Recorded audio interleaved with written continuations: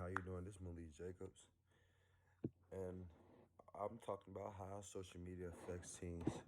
But first of all, I want to say I apologize for turning in this work so late and stuff. Like I emailed you and told you about the Wi-Fi and stuff. I apologize, and I will make sure this won't happen again. Thank you. But how social media affects teens? Social media has become the largest platform access for all ages across the world. Like platforms such as Facebook, Twitter, has become ways to make identities and allow everyone access to the humorous videos or stay up to date with the current events. This I say this has been extremely helpful for the teens in distant places for quick communication or as those look for mental health groups when struggling with depression. While social media has some bad aspects, the positive aspects of entertainment, communication, and access to resources and information have contributed to the popularity of social media sites used among teens. All right. The first main point I'm gonna talk about is how social media entertains you. Like for example, the key to helping teens learn to balance social media with real life friendships is to keep the line of communication open and keep talking. Honest communication show your team that you are there to support, not to judge or lecture. Nowadays, you have to be honest with your friend because if you're not honest with your friend, they're gonna think that you're talking stuff behind their backs, and the person that don't like you probably will tell your friend other stuff. So the main thing is you should be honest with your friend. And social media, it helps the teens for entertainment because like on social media you can see a lot of funny videos. You can see how to work stuff. Like on social media, I seen it do how to patch a tire with some tape. Like it's just you can learn and entertain yourself. And like for athletes, like it really entertains me for athletes because like I follow a lot of athletes, and then like LeBron James, he'll show you what to eat healthy before your games, what to eat healthy during your games when you're sitting on the bench, and halftime, what to eat healthy off the court before practice and all that stuff. And it wouldn't be for social media, you wouldn't know what was going on. Social media is a big part of many teens' lives. A 2018 Research Center survey of nearly 750 13 to 17 years old found that 45% are online most constantly, and 97% use a social media platform such as YouTube, Facebook, Instagram, or Snapchat. So right there, you can tell that's a lot of people that use social media. Like even social media is really effective because not just the teens use it.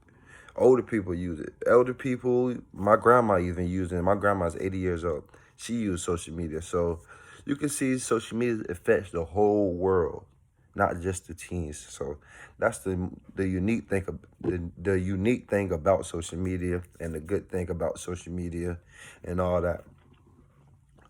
Another one is it allows teens to keep in touch with their friends. It it is important to remember that teens are hardwired for socialization, and social media makes socialization easy and immediate. So when they say that is like you can socialize with your friends off social media easier than any other website probably. Like any other thing. I say probably easier than calling and stuff. Cause on social media, you can see when your friend like on Facebook, you can see when your friends is active on Facebook. When your friends is active, it'll be a green dot by his name, and when it's not active, you won't see anything. So you can see when you can talk to your friends, and whenever your friends is active, you can hit them up and talk to them, and whenever they're inactive, you just can wait till they're active. So another example could be teens who struggle with social skills or who don't have easy access to face-to-face socializing with other teens might be benefit from connecting with other teens through social media. So like I said, the last paper. So a lot of teens, well most of the teens is kind of nervous to talk to each other. Like say if I'm walking down the hallway and I see my crush, I will talk to her face to face, but some teens will not talk to her face to face. Some teens will wait till they go home and see them on social media and try to DM them on social media because it just makes them feel better. I guess it makes them feel more comfortable talking to them on social media and not faced up.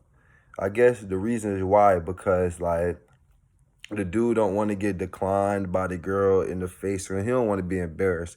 But he know if he talk over the phone, it's it's it's a lot different than face to face. So that's one right there. And another one is social media. It help you keep in touch with your friends across the world. Like I have friends in Australia, I have friends in Canada, I have friends in Africa, I have friends in Germany. And just because of social media, I mean, I stay in touch with them just like I stay in touch with my family down here.